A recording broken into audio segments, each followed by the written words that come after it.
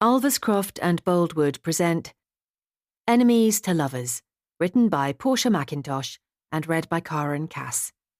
The moral right of the author has been asserted. This performance is owned by Boldwood. Chapter 1. Are you nervous? I glance up at Sonny, who is sitting on the sofa opposite me. I swallow hard, feeling the muscles in my jaw tighten as he flashes me one of his trademark cheeky grins. I'm not nervous, I insist. This isn't my first time, you know. Sonny nods, his smile still firmly fixed on his face. Okay, sorry, he replies, not sounding all that sorry. You just seem a bit on edge, like you're not quite sure what's waiting for us inside the hotel room, or like you don't know what to do once you're in there. I don't say anything. Lara, he says, trying to catch my attention. I know what I'm doing, I insist firmly. To be honest with you, I would much rather we waited in silence. Do you think you can manage that? Sonny raises his fingers to his lips and pulls closed an imaginary zip. He then takes an imaginary key, twists that inside an imaginary lock, and throws it over his shoulder. His mouth finally seemingly sealed shut. He still manages to grin, though. Unbelievable. I glance around the private hotel lounge, trying to distract myself. I have done this countless times before, but Sonny's words are in my head now. I seem edgy? Do I seem edgy? Now that he's mentioned it, I do feel a little on edge. But that's him. That's Sonny. This is what he does to me. This place is beautiful. Not the kind of place I could ever afford to stay in, but given that it's a 5-star hotel in central London, favoured by the rich and famous, that's no real surprise. I just about make enough money to live a tube journey from work, a longish tube, and in a not very big apartment with 2 roommates. So I doubt I'll be staying anywhere this fancy in the near future either. We're waiting under what is, frankly, aggressively romantic ambient lighting for 2 p.m. as smooth jazz pumps from the speakers, so softly and delicately it almost tickles your ears. The furnishings boast that sleek, minimalist aesthetic you often see in expensive places, where less is always more, with plush sofas upholstered in a luxurious shade of deep emerald green, and cushions. Another strong indicator of wealth, I find, is an abundance of cushions, especially ones that don't do anything. The big plush ones are nice, though, squashy things that beckon you deep into their soft embrace. Sadly, I'm not here to relax. There is a low wooden coffee table in front of me, thoughtfully set out with an arrangement of freshly cut flowers and carefully selected magazines. So I grab a copy of Tatler and mindlessly thumb through the pages, not truly reading or absorbing anything, because I can see Sonny's eyes still on me. So, what's the plan? He pipes up. He must have had a spare imaginary key, it seems. Talk about favourite sex positions and why we're all going to be wearing blue this summer? Is that what you think women care about? I ask him, slapping the magazine closed as one of my eyebrows raises curiously. Ugh, he's got me to bite. Why do I always rise to it? It's what I think you think women care about, he replies. Well, it sounds more interesting than talking about how to trick women into sleeping with you, or how many raw eggs to wash your steroids down with, I clap back. I am so blatantly rattled, but Sonny finds this exchange ever so charming. Less of the steroid talk, he ticks me off playfully, but it does take a fair amount of protein to feed these. Sonny playfully flexes a muscle. He's wearing one of those fitted long-sleeved black t-shirts. Well, I assume it's supposed to be fitted. It's that, or the material is just stretched so tightly over his big arms and his muscular frame. Sonny's physical presence is hard to ignore. He's tall, with broad shoulders and a muscular build resembling a Greek statue. And not only is he fit, but he knows it. He radiates a casual confidence, turning heads wherever he goes. Although this could be something to do with the fact that he is at least 6'3", because women can't seem to resist his trademark pairing of rugged handsomeness mixed with an untamed mop of tousled, sandy blonde hair. Well, I say untamed, but I highly suspect a lot of time and effort goes into his effortless man bun. He usually wears his hair tied back, revealing a strong jawline and a pair of piercing blue eyes that always seem to be harbouring a mischievous sparkle. It suits him, suits his energy. He's like a golden retriever. Big, energetic, always in your personal space, trying to show you what a good boy he is. I say women can't seem to resist him, but I absolutely can. Blonde hair is about the only thing. I'm almost a foot shorter than him, which doesn't help when it comes to ignoring him, because he seems like a giant in my presence.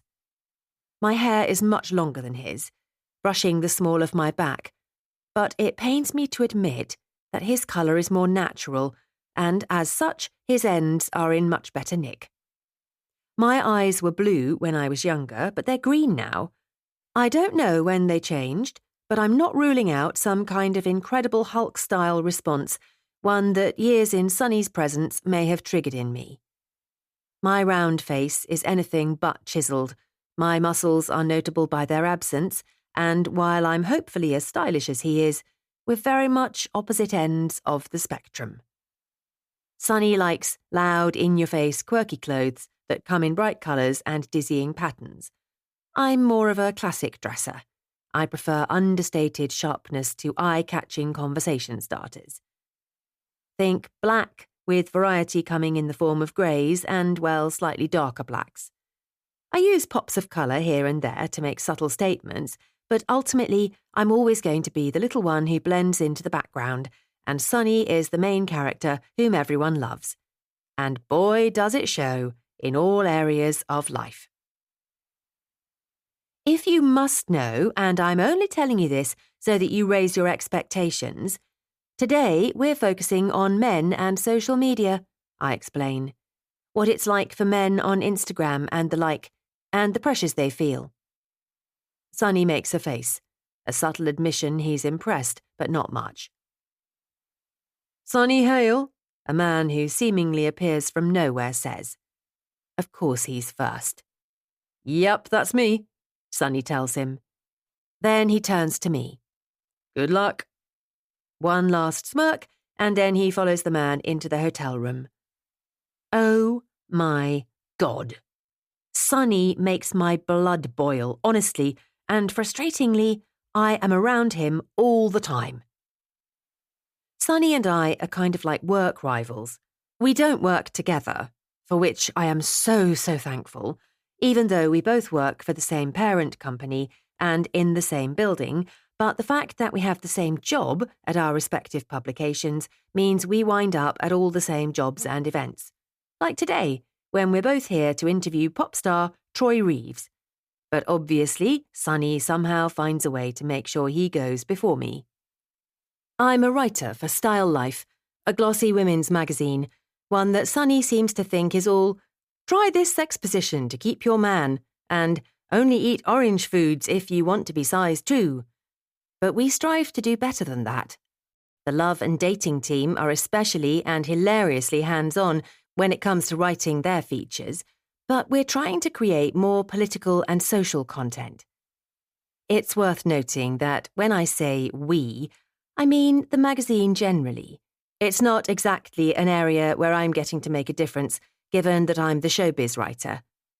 I think the role of showbiz will always be to attract people with gossip, salacious headlines, behind-the-scenes drama and things like that.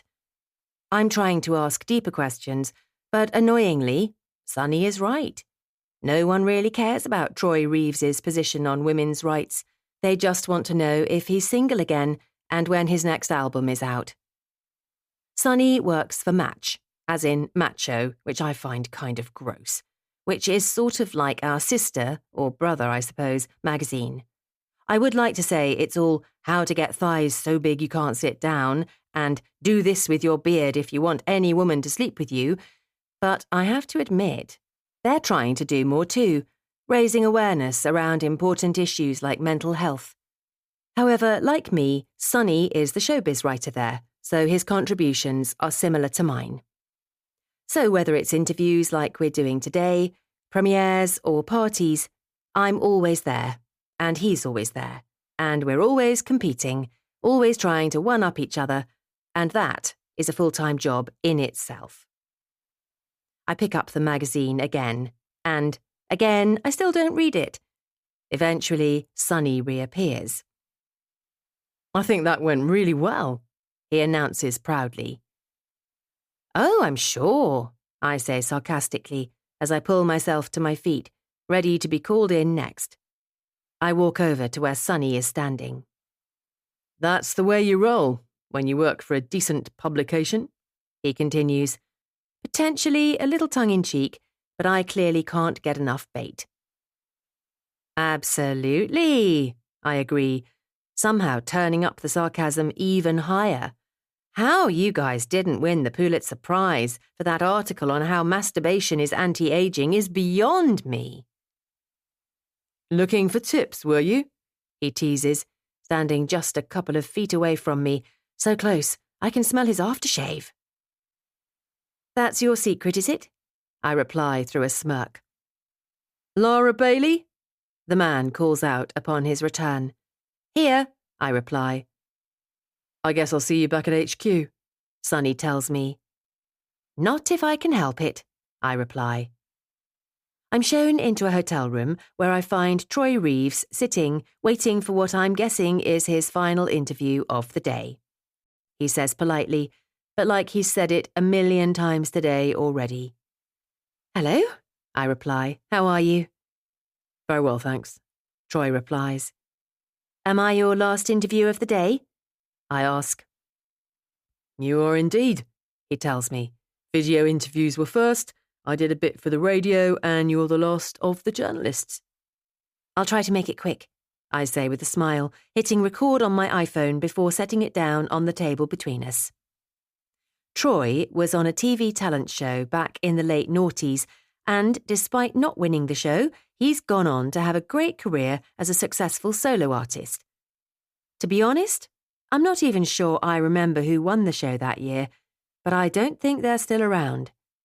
Given that he's been on the scene for 15 years now, he's reached that status where he knows who he is and what he is. The thing I've liked about Troy when I've interviewed him before is that he still seems like such a nice, down-to-earth guy. I ask him a few questions about his new album and his forthcoming tour, the same questions he's probably been asked all day, and you can tell he's reeling off the same replies he's given to everyone else. With those questions out of the way, I can finally ask him something original, something interesting, something that will get him talking and hopefully give my interview that little something extra that makes it worth reading. So, I wanted to ask you about social media, I start. If you ever feel at all affected by what you see online, if you think men have any different struggles to women that perhaps we might not know about, and so on, if that's okay? Troy sighs heavily. Yeah, okay, he says. Sure, go ahead. I'm picking up on something, like perhaps he doesn't want to talk about it. Are you sure that's okay? I ask him. If you're not comfortable... No, it's not that, he reassures me. I'm just knackered and I've been answering the same questions all day. I'd hoped this might be something a little different for you to talk about, I say. Yeah, absolutely, he replies. But you're not going to believe it. The last guy who was in here asked me about the exact same topic, so I guess I can say it all again. I take in a sharp breath. Sonny. Bloody Sonny! I should have known when I told him the angle of my interview that he would steal it from me, just when I think he can't stoop any lower. Oh, I say simply. That's okay. We can talk about something else. No, honestly, it's fine. I'm sure I can say it all again, he insists. It's not that I worry he can't say it all again. Although if he said it once, he'll probably say less the next time he talks about it. It's more that it's not unique now. It's not worth reading my article over any others because my angle has gone. I'm heading back to the office when I'm done here. Sonny had better hope I don't see him there. I'd say I can't believe he's done this, but truthfully, this sort of thing happens all the time. And I'm really starting to get sick of it. Chapter 2. Style Life, the magazine I work for, is a part of Media Worldwide. Yep, the big bad mass media and communications company. As the owner of multiple newspapers and magazines, a publishing house, a rolling news channel and multiple radio stations, Media Worldwide like to keep all of their businesses in one place, so all operations are run from here. The Cactus, an iconic building in the London skyline. The reason they call it the Cactus is because of its curved green-framed windows, although if you ask me, it's almost the opposite of a cactus, given that most of its pricks are on the inside. I mean, I'm sure the world of journalism isn't special. It's probably like any other big business. Everything is so corporate, so important too. Your job isn't allowed to simply be your job, it's supposed to be your life, and as such, I work long hours and I haven't been on holiday in years. Oh, and I'm single, because who has the time to find a seemingly normal one? But this is what I signed up for, what I studied for years to do, the reason I have a chunk of student debt I need to work to pay off. I asked for this, but I don't know, sometimes I feel like there's got to be more to life than working into the early AM, writing up the favourite food of the cast of the latest comic book movie. I head up in the lift to the Style Life floor, where I try to make my way across the office to my desk quickly and quietly. It's a game I play every day, trying to get from the door to my desk without catching the attention of my editor. Hey, Lara! I'm relieved when I realise that it's Lauren, my friend, calling me over. Hello, I reply, pulling up the nearest chair, plonking myself down next to her. I exhale so deeply, I swear her long, wavy blue hair dances in the breeze, rippling like the ocean. It's quite fitting, I guess, that she is Style Life's travel writer. Didn't it go well? She asks curiously, reading a combination of my mind and my body language. Ugh, what I'd give for... How could it not go well? Unless... God, you didn't do something to embarrass yourself, did you? She says this like I've got form for it. Honestly, you spill a drink down yourself in the VIP section at the Rockin' Radio Summer Roadshow, just feet away from rock royalty, one time, and suddenly you have a reputation for embarrassing yourself. Oh, no, nothing like that, I quickly insist. Quite the opposite, really. I might have made more of an impression if I had humiliated myself. No, it was just really boring, really flat, and he had already answered every question under the sun. You've got to hate when that happens, she replies sympathetically, reaching out to squeeze my knee. It didn't help that I made the mistake of telling you-know-who what the focus of my interview was going to be, I add. He went in before me and talked Troy's ear off on the subject. He was over-talking about it by the time I got to him.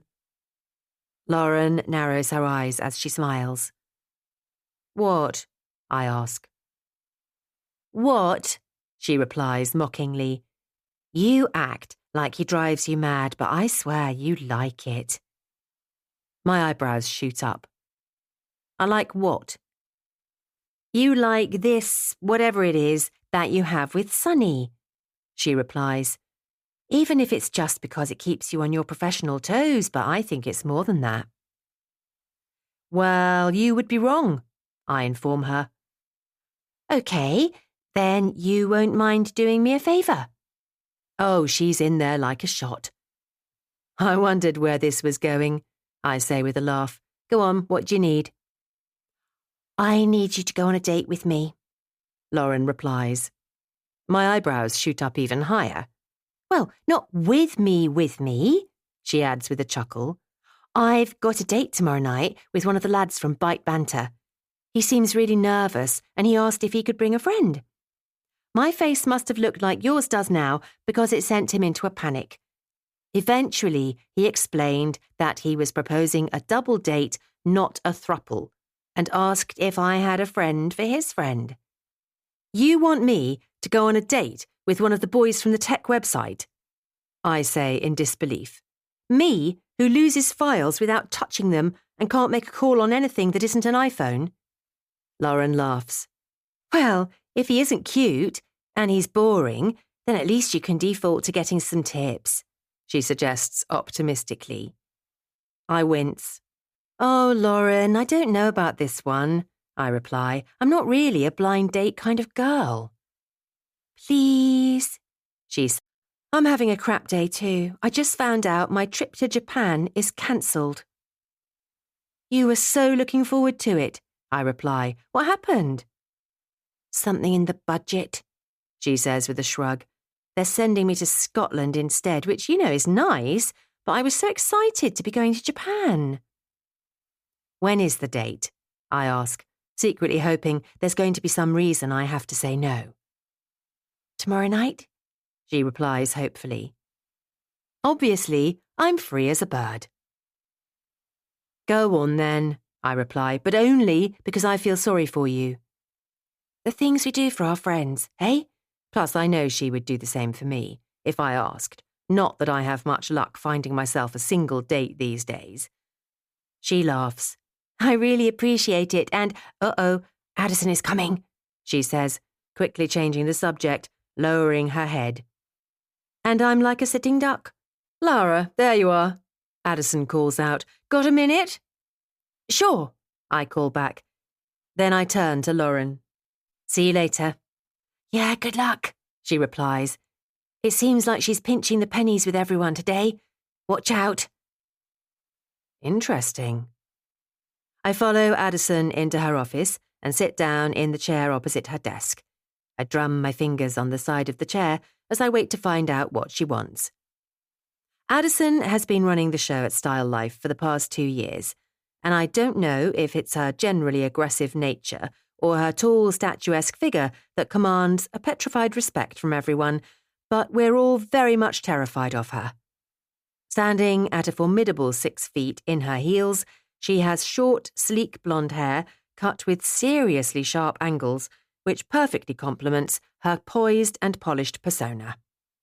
I'm not scared of her because she could take me, although I'm almost certain she could, or because she physically towers over me, although that does add to her intimidating demeanour.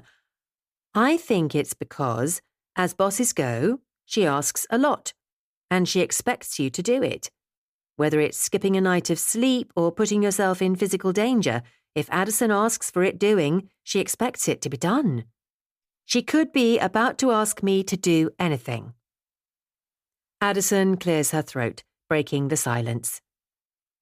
You're touring that film set tomorrow morning? She checks. I nod.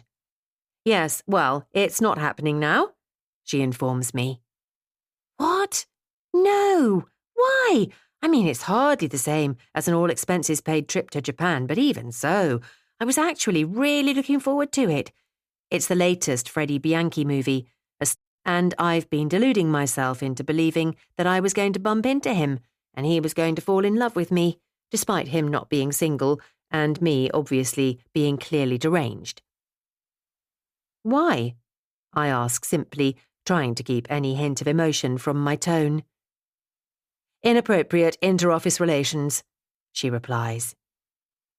I freeze, like a helpless bunny caught in the headlights. And sexual harassment in the workplace, she adds. The course we're all supposed to take. I feel almost relieved to not be in trouble. I haven't even been on a date in months, never mind harassed anyone. Can I just quietly give this one a miss? I ask. We have a fully female writing staff. There's no one for me to harass, and I'm too busy, And anyway, I know the rules about dating members of the team, so even if Henry Cavill walked in tomorrow and was for some reason remotely interested in me, I would know what to do and what not to do. Addison stares patiently as she waits for me to finish babbling. Have you finished? She asks. I just nod. You already know that this course is mandatory for everyone in the building, she explains. After recent events. Yeah, recent events being someone at pretty much the top of the company engaging in sketchy practices with female employees and then sacking them soon after. That's one guy at the top of the food chain who probably isn't even sitting through the course himself. Because of him, and to try to quash the bad press, we're all having to do this waste of time course. Well, it's a waste of time for me anyway, because I actually find it quite easy to not sleep with someone and then sack them for not wanting to sleep with me anymore.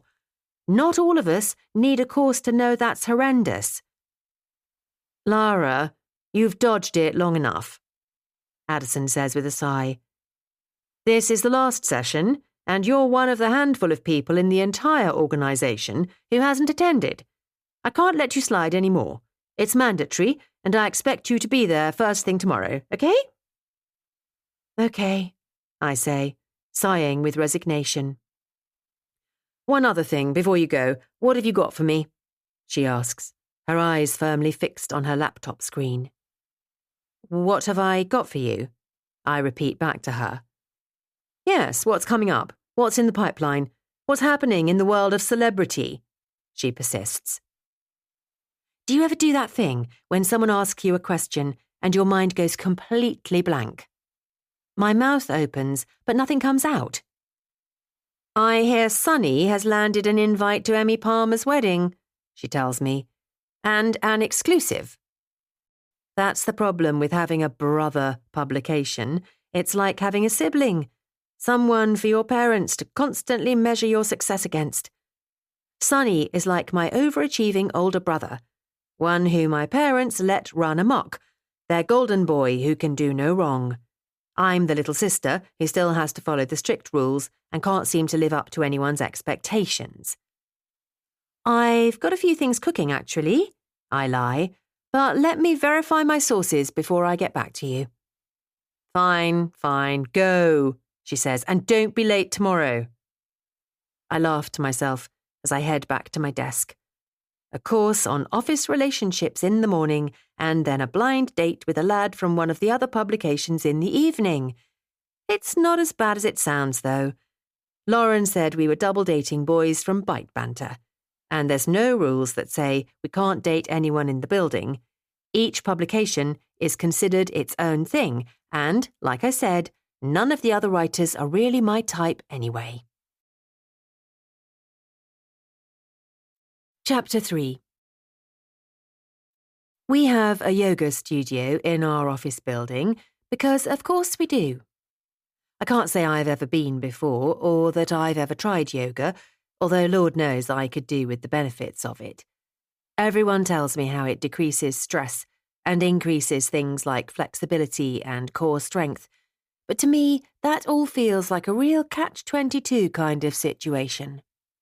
I've seen yoga, people doing it on TV, and in gyms that I've passed on my way to, well, probably restaurants and bars, and it very much looks like something where you need to have flexibility and core strength to even get involved. Everyone always looks so poised, well-balanced and serene as they gracefully move from pose to pose. I, on the other hand, can't even dangle off the bed to grab my phone without hearing my heart beating in my ears and usually falling flat on my face. Somewhere between the banging in my ears and the thud of my hitting the floor, I get my very own drum sting for my slapstick comedy moment. Badum-ts. So, the last thing I should do is be myself in a room full of gorgeous, flexible people. Also, and I know it's going to sound stupid, but I'm too stressed to relax. That's the problem. When you're working all the time, never taking a holiday, never even calling in sick, you reach a certain level of stress, and you live in it, thrive on it even, to the point where you can't really afford to turn it down. And even if you could, you're too stressed to try. I have an unused lavender candle from a well-meaning colleague to prove it. Well, when do I have time to huff a candle in? I remember reading that in the 18th century, doctors would dunk society ladies in the sea, and that a combination of the shock of the cold water and a little low-key drowning would somehow calm their anxiety. While being forcibly dunked in the sea might not sound ideal, I think they were almost onto something. I need a holiday. That will fix me.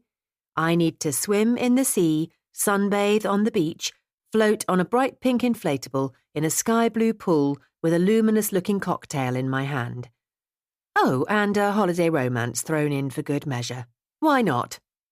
Oh, right, because I'm always working. That's why. Take today, for example, when I have a couple of hours off work, but only so I can attend a stupid sexual harassment course in a yoga studio that I absolutely don't need. Honestly, you know you're stressed when you would rather spend the 2 hours working than slacking off in the yoga room, but here we are. Oh, am I late? Walking through the doors, I can see 4 other people sitting in pairs and a frustrated-looking course leader standing at the front. She sighs. Sorry I'm late, I say, looking at my watch, realizing that it's only 1 minute past the hour, but apologizing anyway. Lara, I assume? She says, and I nod. I'm Pauline, your course instructor. It's nice of you to finally join us. Her thinly veiled sarcasm doesn't go unnoticed. Wow, this is going to be fun. I resist, rolling my eyes. Better late than never, I joke, taking a seat on my own. The disapproving look on Pauline's face pretty much confirms for me that she isn't the kind of woman who enjoys a joke, so best I don't waste my time on trying to charm her, seeing as though an almost aggressive sense of humour is the only real tool at my disposal. Well, when life is, life, all there really is to do is crack jokes and hope it will all be okay. As Pauline begins her introduction to the course, her eyes dart suspiciously, then disapprovingly towards the door as it creaks open again. Another late arrival saunters in, one that I recognise. It's Sonny. He tries to skulk in, clearly hoping an apologetic smile will see him to a seat, but Pauline isn't falling for the charismatic aura he usually coasts through with. Another late one, Pauline says with a click of her tongue. I narrow my eyes at Sonny. I want him to think that I'm judging him for being late. Sit down there, Pauline suggests, pointing. The 2 late ones can sit together. You must be Sonny. Sonny smiles at me smugly as he takes his seat, and I can't help but frown at how alike we can be sometimes, both turning up late to a course we've put off until the very last minute. If I'm being truthful, we probably have all of the worst things in common. Not that I like to spend too long comparing myself to him in any way. Just like old times, huh? Sonny whispers to me. I'm not even going to dignify that with a response. It makes it seem like we're old friends when we're not at all. We just went to university together. And even then I only saw him for the first year, back when he seemed like he might be a sane person. We actually both did our first-year work placement at the Daily Scoop newspaper, Media Worldwide's paper, which in a roundabout way is how we both wound up working here. But that's not a story for now. Right now, we're learning how not to sexually harass our colleagues. Well, we're supposed to be at least. As I was saying before our late guests decided to join us, Pauline continues pointedly, her tone very much conveying that she's having none of it today. This course will focus on the importance of recognising and addressing inappropriate workplace behaviour, particularly related to relationships and harassment. It's bullshit that we're the ones having to do this stupid course, and the one person who needs it doesn't have to. Sonny whispers to me. Shh, I reply. You're going to get us in trouble.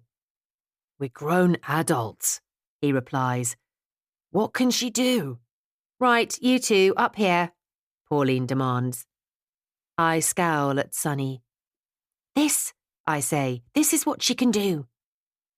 One of you on either side of me, please, she demands. If you need to be separated like children, then that's what we'll do. Wow, being made to stand at the front of the class. It's almost like being at school again. I wonder if we'll have to write lines on the board. I will not have sexual relations with people from work. I will not have sexual relations with people from work. Unruly children taken care of, and back to the task at hand, Pauline's voice continues to drone on about the intricacies of workplace relationships and the importance of setting boundaries. My attention wavers as I move my attention to my classmates, and the vibe is very much a combination of restlessness and suppressed boredom, with the occasional stifled yawn being about as lively as things get. As I feel Pauline's sharp elbow purposefully collide with my forearm. Now, for our first activity, we're going to review some scenarios involving potential harassment and inappropriate workplace relationships. I need 2 volunteers to read the dialogue while the rest of the group try to flag any potential issues. I'd rather die. And who better to read than our latecomers, she continues. My heart skips a beat as she glances back and forth between me and Sonny. Of course, it had to be us, the ones who drew unnecessary attention to ourselves, who are being punished in the spotlight. With an amused glint in Pauline's eyes, she thrusts scripts into our hands. Lara and Sonny, if you would be so kind as to read the 2 characters, please, she instructs.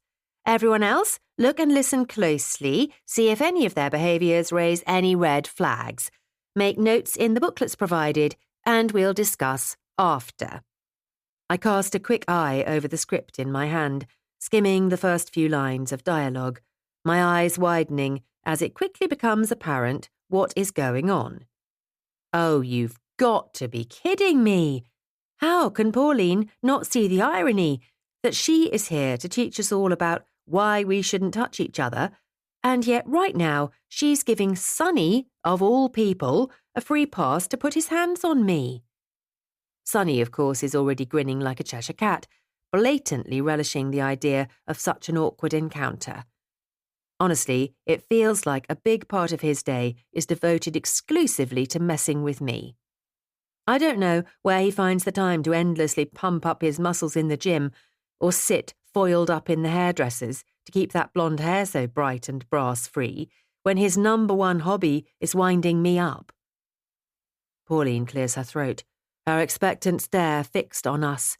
She's looking at us like she expects us to do an Oscar-worthy performance, while somehow also putting across the implication that her expectations are rock bottom. All right, Lara and Sonny, whenever you're ready, she instructs. Oh, and wherever it says name, just use your real names for the purpose of clarity. And go. Lara, hi. You said you needed to see me? Sonny says with a faux innocence, smiling brightly. I look at the script, then at him, then back down at the script again.